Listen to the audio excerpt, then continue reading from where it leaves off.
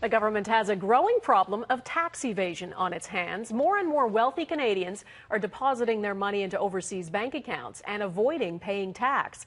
It's costing the federal government billions of dollars every year, and as Jacques Bourbeau reports, the taxman wants to collect.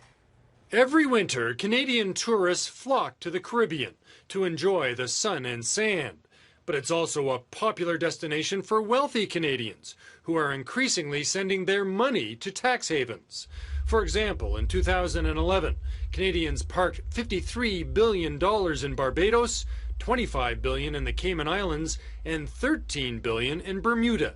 And those numbers are peanuts compared to what's happening globally. There's more than $21 to $32 trillion of offshore investments that are owned by individuals.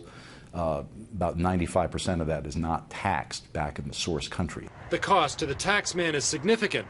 Ottawa loses billions every year to tax evasion, the slack picked up by honest taxpayers. It's so important to have that sense that everybody's paying their fair share, and that's why you particularly need to crack down on use of tax havens. The Conservative government is aware of the problem. 2 years ago, Prime Minister Harper signed a treaty in Switzerland, prying open Swiss bank accounts held by Canadians.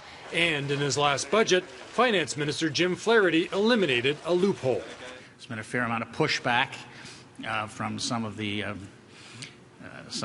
enterprises in Canada on this subject because they view it more as tax planning, and I view it as more of the other kind of thing.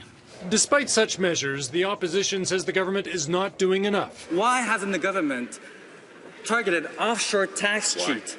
I can assure this House that since 2006, we have audited thousands of cases and identified more than $4 billion in unpaid taxes. For critics, that's a start, but they say there's a lot more unpaid taxes out there, and it's not hard to figure out where to look.